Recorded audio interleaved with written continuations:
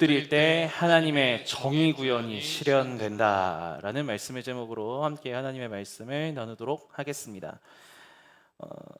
저는 굉장히 취미가 많은 사람입니다. 저는 뭐 이렇게 평일에나 뭐 이렇게 쉬는 시간이나 이럴 때 저는 가만히 있지 않습니다. 뭔가를 보고 있거나 뭔가를 하고 있거나 뭔가를 찾아보고 있습니다. 그 중에서 또한 이렇게 늘 날마다 새로운 취미들을 찾고 있는데 제가 즐겨 보는 또 취미 생활을 여러분들한테 공개하려고 합니다. 저는요 2004년부터 20년째 WWE 프로레슬링을 꼬박 시청하고 있습니다. 네. 헐크 호건, 워리어, 뭐 더락, 우리 좀 젊은 친구들은 존 시나 뭐 이런 스타들이 있습니다. 레슬링 경기를 하는 거를 20년째 보고 있습니다. 매주 꼬박꼬박 생방송을 보고 생방송을 못 챙겨 본다 그러면은 재방송으로 보고 유튜브에서 찾아보고 이러고 즐기곤 합니다. 여러분들도 이런 선수들의 경기를 보면서 열광했던 기억들이 있으실 거예요. 좀 나이가 있으신 분들은 헐크 호건 하면은 당대 그 최고의 레슬링 선수였잖아요, 그죠? 막 그 레그 드랍을 딱 할 때 그 환호했던 그 기억들이 있으실 겁니다. 저는 어릴 때는 이것이 진짜 하는 건 줄 알았는데요, 다 각본이 있습니다. 프로레슬링은 각본을 가지고 하는 쇼입니다. 선수들마다 선역과 악역이 존재를 하고요, 그들의 관계를 각본으로 잘 풀어냅니다. 그러니까 저한테 막 물어보세요. 목사님 왜 이걸 대체 보세요? 라고 하면 저는 뭐라고 하냐면 드라마 보는 것처럼 봐요 라고 해요. 그러니까 선수들에게 역할을 부여해주고 각본을 준 다음에 거기서 이제 풀어나가는 이야기들을 보는 거죠. 되게 각본에 따라 보면 악역들은요 부정직한 행동과 말을 서슴없이 저지릅니다. 막 지역도 비하하고 그 사람을 비하하고 상대에게 악한 행동들을 합니다. 그러면은 그 악역의 모습을 보면서 관중들은 막 기대를 해요. 빨리 선역 선수가 나와서 저 녀석을 무찔러 줘야 되는데, 악행들이 막 일어나고 있을 때 정의의 사도들이 나타나서 악역들을 물리칩니다. 아주 단순해요. 이미 전 세계 스포츠 구독자가 1위를 찍고 있다고 하죠. 1억 명이 넘게 구독자를 가질 정도로 이 단순한 스토리에 사람들은 열광합니다. 그런데 단순히 이렇게 1차원적인 내용만 있다면 금방 질리겠죠. 제가 즐겨보는 이 결정적 이유가 여기에 있습니다. 뭐냐면 수시로 선역과 악역이 바뀝니다. 그러니까 선역이었던 사람도요, 챔피언 벨트에 눈이 멀어서, 어떤 권력에 눈이 멀어서 악역으로 바뀔 때가 있습니다. 잘못된 판단을 합니다. 자신이 절대적인 정의야 선이야 라고 외치던 그 역할을 맡았던 선수가 자기 고집 자기 아집에 빠지게 되면서 악한 행동들을 서스럼없이 하는 경우들도 각본상에서 보여주곤 합니다. 이걸 보면서 우리들의 삶의 자리에서 절대 정의는 없다라는 것들을 저는 발견하고는 해요. 사람이 어떻게 절대적으로 선할 수 있습니까? 사람이 어떻게 절대적으로 정의로울 수 있습니까? 각자 자기의 입맛에 맞게 선을 정하고 정의를 정하고 그렇게 살아가는 연약한 존재들이 우리들이지 않습니까? 절대 정의는 누구에게 있습니까? 오직 하나님밖에 없습니다. 하나님만이 절대 정의이십니다. 오늘 말씀에서도 결국 절대 정의이신 하나님을 볼 수가 있는데요, 우리의 삶의 문제 앞에 하나님은 어떻게 하나님의 정의를 세워가시는지 함께 말씀을 통해서 차근차근 민수기 16장의 내용들을 살펴보도록 하겠습니다. 민수기 16장은 이스라엘 공동체 안에서 일어난 반역 사건을 다루고 있습니다. 레위 자손의 고라와 르우벤 자손의 다단, 아바림, 온이라는 인물이 주동을 해서, 그러니까 소위 말하는 쿠데타가 확 일어나게 된 겁니다. 이들에게는 불만이 생겼습니다. 뭐였냐면 이스라엘 공동체에서 자신들이 홀대받고 있다라는 그런 그릇된 생각을 갖기 시작을 한 거예요. 성막에서 성물을 나르는 그 일을 레위 자손의 고라는 담당하고 있었습니다. 그런데 이것이 자신에게는 굉장히 작은 것처럼 느껴졌죠. 반면에 모세와 아론은 권위 있는 자리에 있는 것을 보면서 나도 제사장 나도 할 수 있는데 왜 나는 그런 자리에 못 가고 이 밑에서 이렇게 허드렛일만 하는 거야, 이런 생각을 품게 되는 겁니다. 자신들의 관점으로 이스라엘 공동체를 바라보니까 이 이스라엘 공동체는 너무나 문제가 많은 공동체다라고 여기기 시작을 한 거죠. 자신들의 시선으로 모든 것을 바라보기 시작합니다. 자기 연민에 빠지고 자기 어떤 피해의식에 빠지게 되면서 이 상황들을 해석하기 시작합니다. 나는 피해자야. 나만 고생하고 있어. 나만 불합리해. 이런 생각에 사로잡히기 시작을 한 거죠.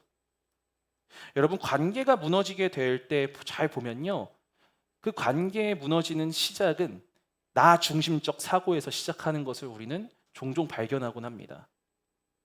제가 아내에게 불만이 생길 때를 보면 자기 중심적 사고로 가득해질 때입니다.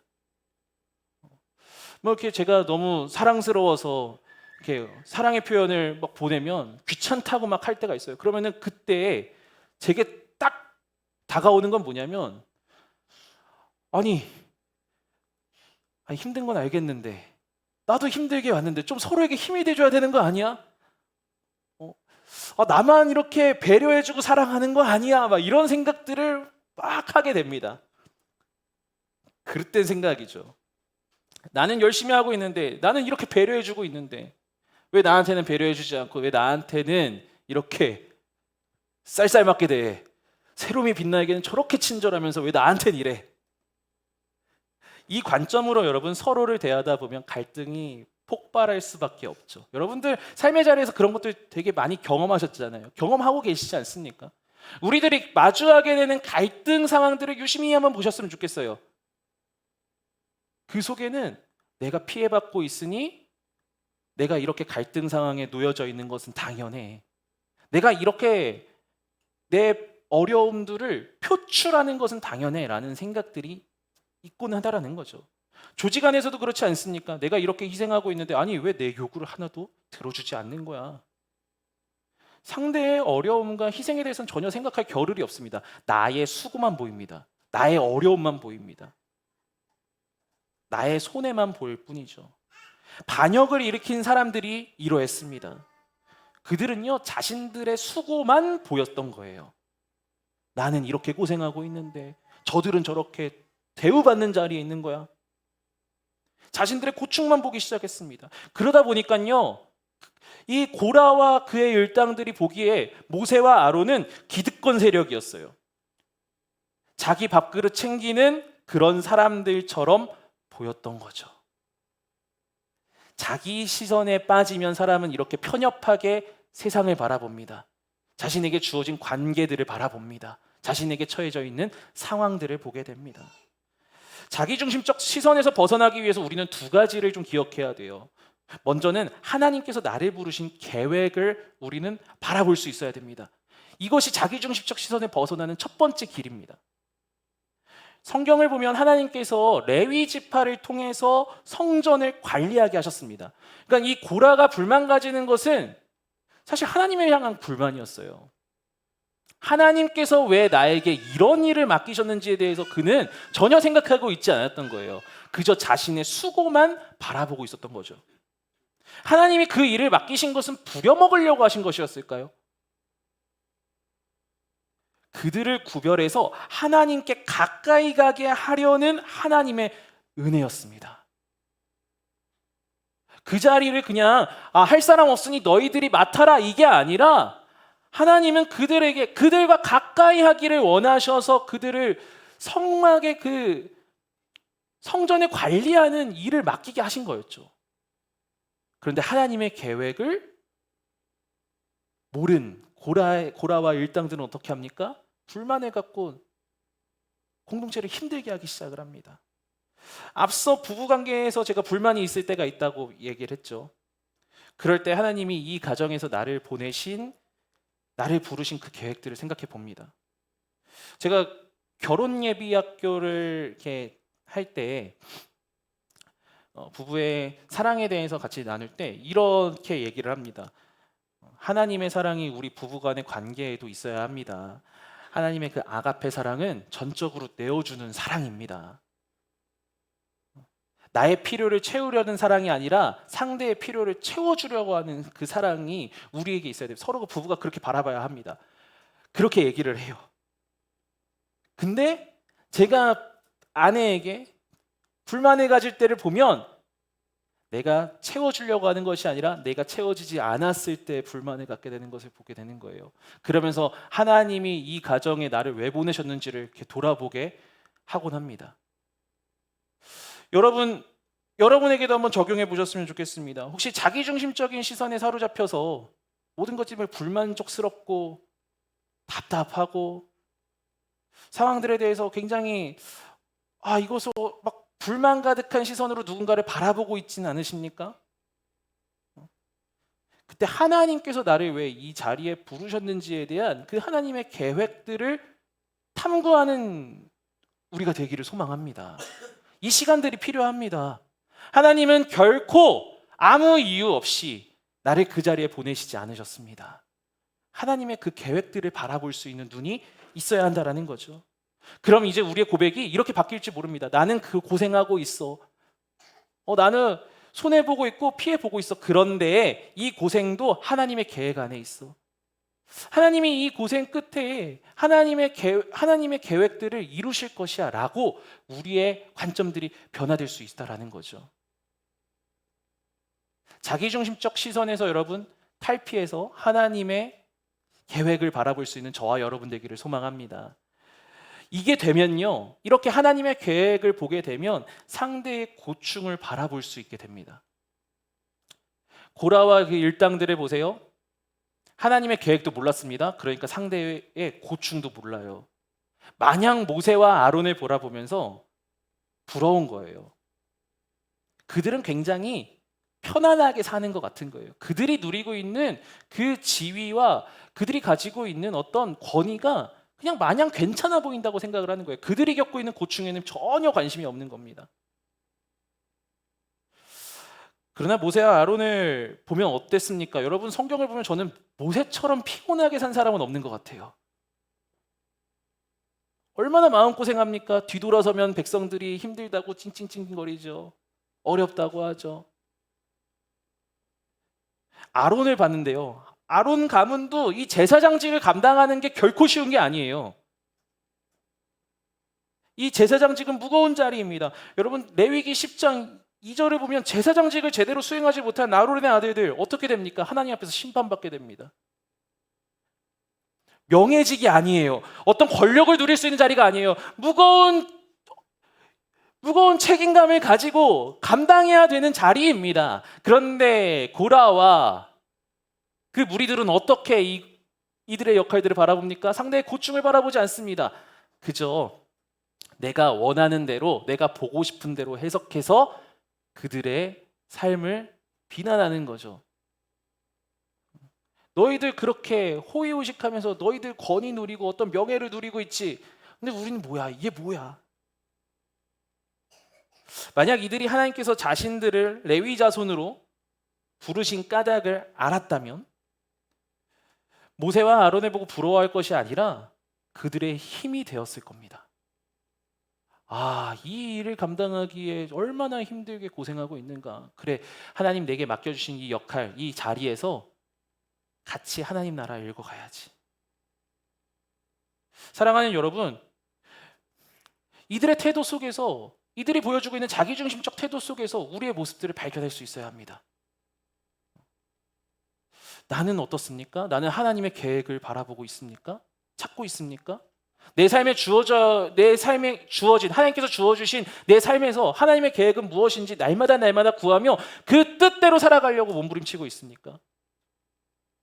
이게 되면 자연스럽게 상대방들을 바라볼 수 있습니다. 상대방의 어려움들을 바라보면서 그들의 어려움들을 채워줄 수 있습니다. 그러면서 알아가게 되는 거죠. 그래, 하나님이 나를 이끄신 이유가 여기에 있구나. 어떤 하나가 선이 되고 후가 되는 것이 아니라 이거는 계속해서 연달아 일어나는 연쇄작용입니다.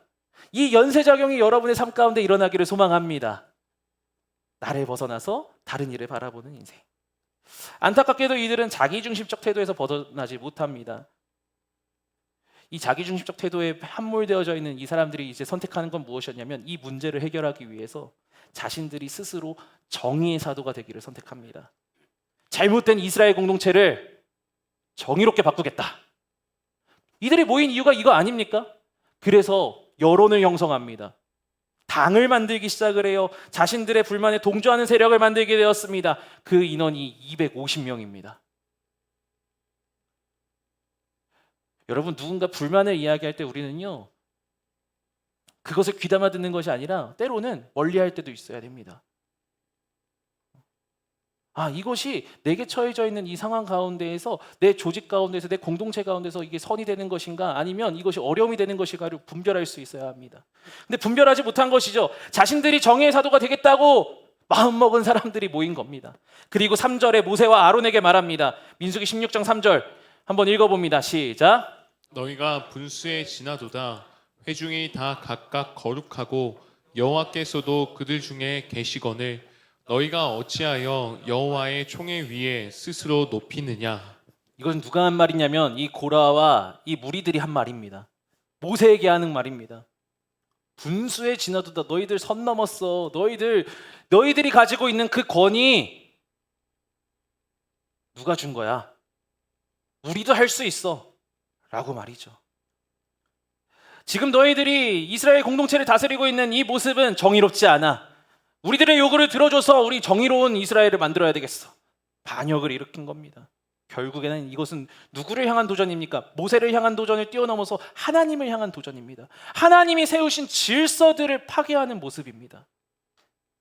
자기 중심에 너무나 이렇게 몰입되어 있으면요, 하나님의 질서 자체도 부정하게 됩니다. 하나님의 일하심도 부정하게 됩니다. 제 인생에 있어서 흑역사들이 몇 가지가 있는데, 흑역사 하나를 꼽으라고 하면 고등학교 2학년 때를 꼽습니다. 그때 이제 신학교를 가겠다고 결단한 해이면서도 동시에 제가 교회 안에서 굉장히 부끄러운 일을 저질렀던 해이기도 합니다. 여름 수련회를 준비하고 있던 찰나에 교회에서 연락을 받았습니다. 이번 여름 수련회는 없대. 친구에게 받았습니다. 그게 뭐 별거라고 생각하실지 모르겠지만 그 당시 저에게는 굉장한 큰 충격이었어요. 아니, 어떻게 청소년들에게 가장 소중한 이 여름 수련회를 교회에서 취소를 시키는 거지? 그리고 그 당시에 이제 예수전도단 화요 모임 집회가 있었는데 거기로 가는 걸로 대체를 하겠다라는 거예요.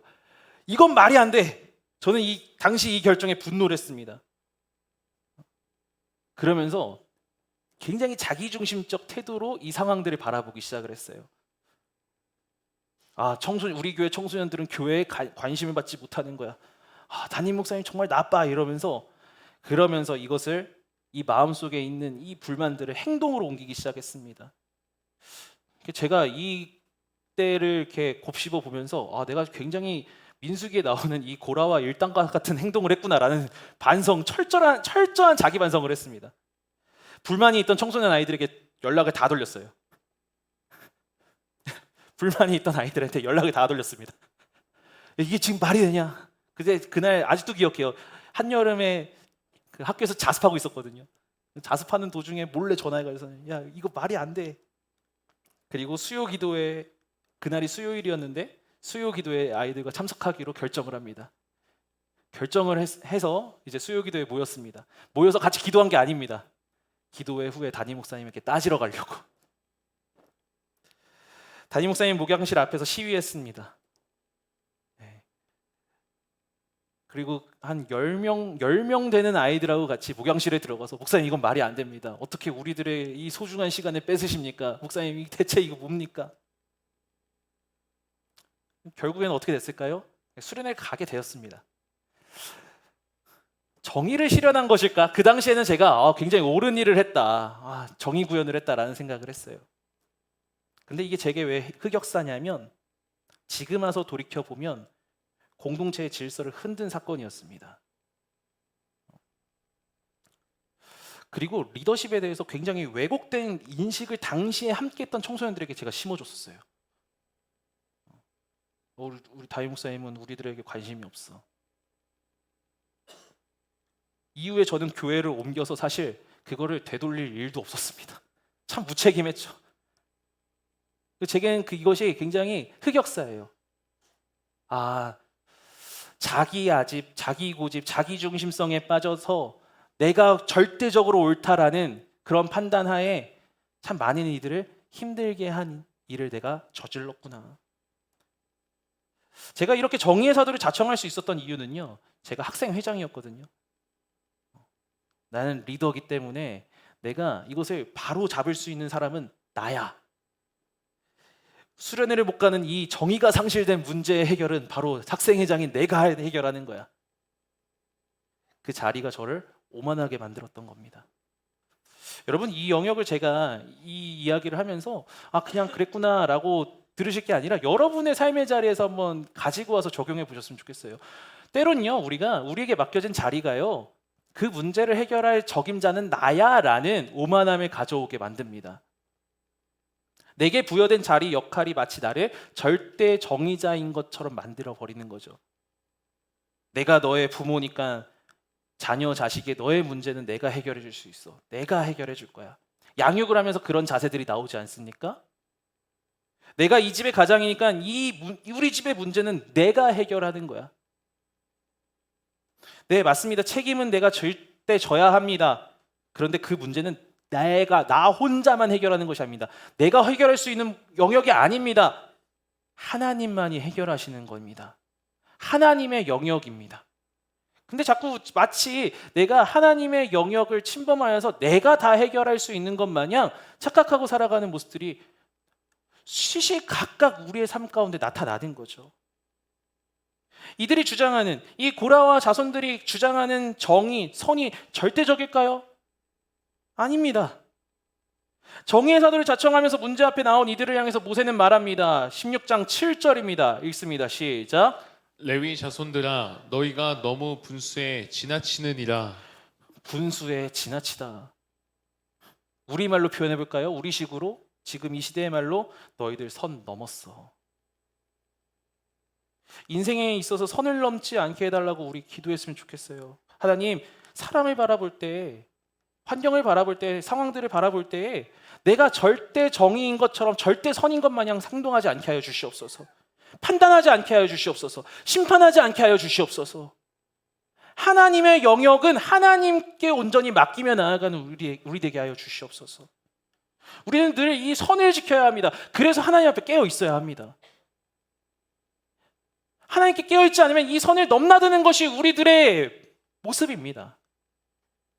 자, 이러한 상황들이 지금 전개되고 있는 상황 속에서 모세는 전혀 다른 방식으로 대응합니다. 4절입니다. 4절 읽겠습니다. 시작. 모세가 듣고 엎드렸다가 새 번역은 이렇게 번역합니다. 읽습니다. 시작. 모세가 이 말을 듣고 땅에 엎드려 기도하고 나서 모세는요, 철저하게 이 상황을 하나님 앞에서 승부 보고 있습니다. 엎드렸습니다. 하나님께서 모세가 온유하다고 하신 이유가 여기 있는 것 같아요. 하나님의 방법을 구하면서 겸손하게 엎드리는 모세. 모세가 이 상황에서 여러분 불만이 없었겠습니까? 억울한 상황 아니었겠습니까? 리더십에 이미 타격이 갔습니다.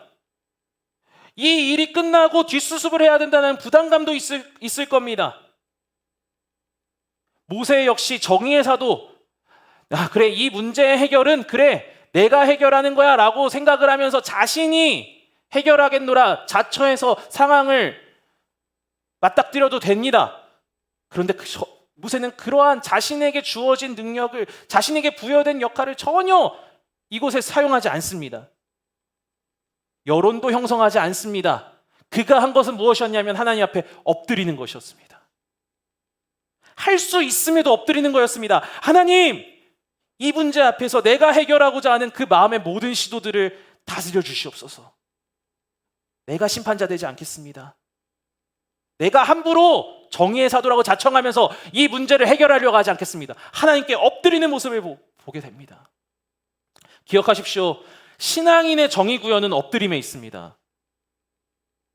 뭔가 우리가 정의 구현하면 시원한 말을 하고 시원한 행동을 하고 이것이 이 땅에 정의가 구현되어지는 것이고 내 삶에 정의가 구현되어지는 것이다 착각하는데요. 아닙니다. 우리들의 정의, 우리 신앙인들의 정의 구현, 우리가 보여줘야 되는 정의 구현은 어떤 태도냐? 하나님 앞에 엎드리는 겁니다.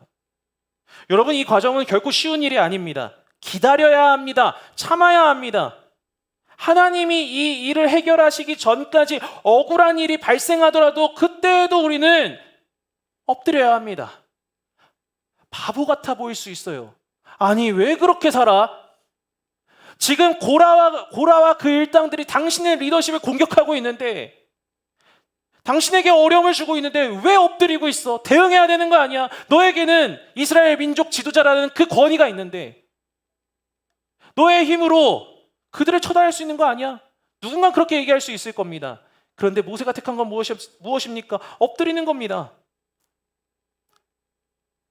모세는요, 이들이 하나님의 뜻을 거스르는 것이 너무 안타까워서 이 문제를 해결하도록 그들을 부릅니다. 그러나 이들의 반응은 뭐였냐면 무시였어요. 올라가지 않겠노라. 난 안 갈 거야. 오히려 모세를 향해서 악성 루머도 퍼뜨립니다. 스스로 너가 왕이 되려고 한다. 우리를 속였어. 억울한 일 당합니다. 무시당합니다. 민망한 상황도 다가왔겠죠. 얼마나 민망했겠습니까? 그럼에도 불구하고 그렇게 마음 무너지는 일들을 겪음에도 불구하고 그는 하나님께 엎드리는 겁니다. 모세도 사람이에요. 이 상황에 대해서 분노했습니다. 그런데요, 이 분노 이후에 어떻게 행동하는지 민수기 16장 15절 이렇게 기록하고 있네요. 읽습니다. 시작. 모세가 심히 노하여 여호와께 여짜오되. 여러분, 너무 신기하지 않나요? 심히 노해서 하나님께 여짜오되. 열받으면 뱉어야죠. 열받으면 지적해야죠. 열받으면 대응해야죠. 그런데 모세의 대응은 무엇이었습니까? 열받아서 하나님께 기도합니다. 하나님, 내가 이렇게 억울한 일 있고요. 내가 이렇게 힘든 일 있는데요. 하나님 해결해 주세요. 하나님 도와주세요. 사랑하는 여러분, 여러분의 삶 가운데에도 이러한 모세와 같은 일을 겪고 계시는 분들이 계실지도 모릅니다. 우리는 어떻게 반응하겠습니까? 고라와 그의 일당들처럼 내가 정의의 사도다, 내가 이 문제를 해결할 적임자다라고 하면서 내가 이것을 해결하려고 하시겠습니까? 아니면 모세처럼 엎드리시겠습니까? 오늘 이 밤 모세처럼 엎드리며 하나님께 승부 보며 나아가는 저와 여러분 되길 예수님의 이름으로 축복합니다. 이제 하나님께서 나서실 차례입니다. 하나님은 모세에게 다시 한번 이 일의 심판자가 하나님이심을 알리시는데요. 민수기 16장 21절 한번 읽습니다. 시작. 너희는 이 회중에게서 떠나라. 내가 순식간에 그들을 멸하려 하노라. 다시 한번 말씀하십니다. 24절입니다. 시작. 너희는 고라와 다단과 아비람의 장막 사방에서 떠나라. 하나님이 떠나게 하십니다. 이들을 심판하시기 위해서 떠나게 하세요. 저는 왜 떠나게 하시는가 묵상을 해봤어요. 하나님 왜 대체 떠나게 하십니까? 근데 하나님은요, 모세에게 선을 구워 주시는 거예요. 모세야, 분노하지 마. 이 일은 내가 해결할 것이야. 잠시 떠나거라. 그 자리를 잠시 떠나게 하심으로 모세를 보호해 주시는 거예요. 모세가 그의 분노대로 행하지 않도록, 그의 감정대로 행하지 않도록. 이제 하나님의 정의 구현이 일어나기 시작을 하는 겁니다. 하나님은 그분의 방법대로 고라와 그의 무리를 심판하십니다. 땅이 열리면서 그들을 다 집어삼키게 됩니다. 그곳을 떠나게 하시는 하나님의 배려가 저는 느껴졌습니다. 심판자는 너희가 아니야. 내 앞에서 악을 저지르지 마. 마치 정의의 사도인 것 마냥 착각했던 이 고라와 그의 일당들처럼 너희들을 똑같이 반응하지 마. 내 방식대로 하는 것을 그저 지켜만 보거라. 떠나거라. 내가 책임질 거야.